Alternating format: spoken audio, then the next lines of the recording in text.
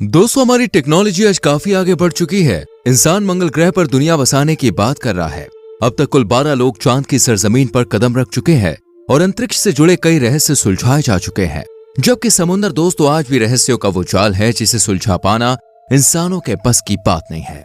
साल 1983 ये बात है जब आर्कियोलॉजिस्ट्स की एक टीम अरब सागर में डुबकी लगाती है। टीम के सदस्य अभी कुछ 130 फीट की गहराई तक पहुंचे ही थे कि तभी उन्होंने कुछ ऐसा देखा कि उनकी आंखें फटी की फटी रह गईं।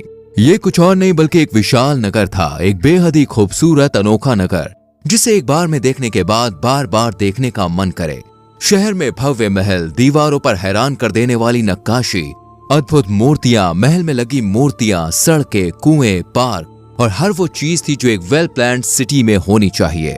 ये शहर दोस्तों इतना क्लासी था कि आजकल के शहर भी इसके सामने फेल थे। लेकिन अब आर्कियोलॉजिस्ट के सामने ये सवाल था कि आखिर ये शहर यहाँ आया कैसे? समुद्र के बीचों बीच किसकी नगरी है ये? इस सवाल का जवाब जानने के लिए दोस्तों आपको वीडियो को लाइक करना होगा और चैनल को सब्सक्राइब करना होगा। असल में ये नगरी किसी और की नहीं बल्कि श्री कृष्ण की नगरी है, जिसे आप द्वारका नगरी के नाम से जानते हैं। जी हाँ दोस्तों, अरब सागर के बीचों बीच 130 फीट की गहराई में ये श्री कृष्ण की द्वारका नगरी है। अब आप सोचेंगे कि फिर वो किसकी नगरी है जिसे आप अभी द्वारका के नाम से जानते हैं? तो ये समझने के लिए हमें कहानी शुरू से समझनी होगी।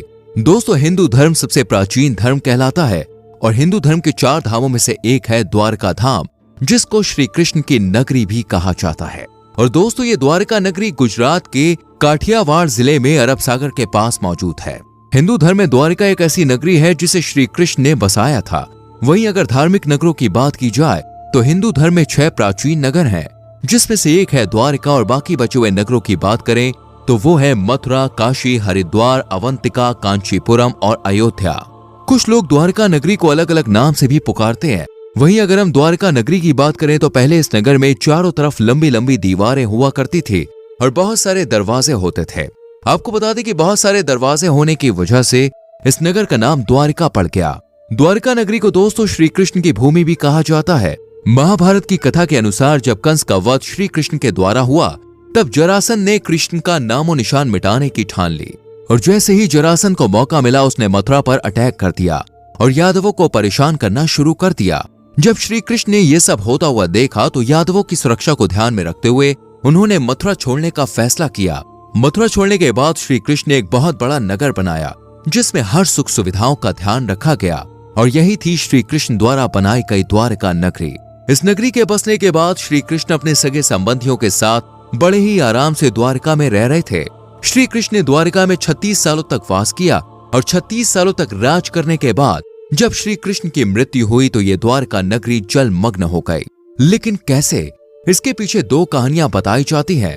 गांधारी द्वारा श्री कृष्ण को दिया गया श्राप। फ्रेंड्स, महाभारत का युद्ध खत्म होने के बाद महर्षि व्यास के शिष्य संजय ने जब गांधारी को यह बताया कि पांडव अपने साथियों और द्रौपदी के साथ हस्तिनापुर आ चुके हैं, तब गांधारी को बड़ा मानसिक कष्ट हुआ क्योंकि युद्ध में गांधारी ने अपना सब कुछ गंवा दिया था। वो इस बात को भूलने को ही तैयार नहीं थी कि अब उनके पास उनके बच्चों के नाम पर कुछ भी नहीं बचा है। फिर किसी तरह उन्होंने अपने मन को संभाल लिया, पर जब उन्हें यह पता चला कि उनके साथ श्री कृष्ण भी आए हैं तो वो तिलमिला उठी और उन्होंने श्री कृष्ण को श्राप दिया। उन्होंने कहा कि मैंने अपने आराध्य की सच्चे मन से आराधना की है और निस्वार्थ भाव से पतिव्रत का पालन किया है, तो जिस प्रकार मेरे कुल का विनाश हुआ है उसी प्रकार तुम्हारे कुल का भी नाश हो जाएगा। तुम्हारी ये आलीशान द्वारका नगरी तुम्हारी आंखों के सामने समुद्र में डूब जाएगी। गांधारी के ये कहने के बाद श्री कृष्ण मुस्कुराए और बोले, माता, मुझे इसी आशीर्वाद की प्रतीक्षा थी।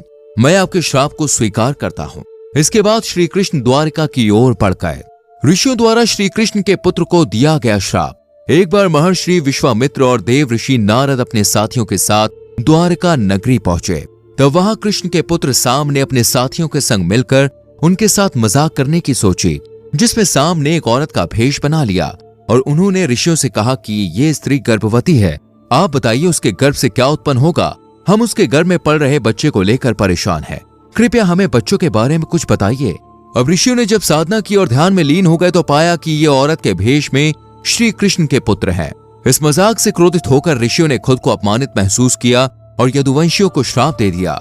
उन्होंने कहा कि इस बालक के गर्भ से मुसल यानी शस्त्र या हथियार उत्पन्न होगा जो यदुवंशी कुल का विनाश करेगा। जब इस घटना का पता श्री कृष्ण को चला तो उन्होंने कहा कि ये ऋषियों का दिया हुआ श्राप है। जो कभी वापस नहीं जाता, और अगले ही दिन साम ने एक मूसल को जन्म दिया। इस मूसल को राजा उग्रसेन ने समुद्र में फेंकवा दिया। साथ ही श्री कृष्ण ने नगर में घोषणा करा दी कि कोई भी नगरवासी अपने घर में मदिरा यानी शराब नहीं बनाएगा, क्योंकि कृष्ण नहीं चाहते थे कि उनके कुल के लोग और संबंधी मदिरा के नशे में चूर होकर एक दूसरे के संग गलत व्यवहार करें और एक दूसरे का नाश कर बैठे, क्योंकि ऋषियों की बात तो सच होनी ही थी।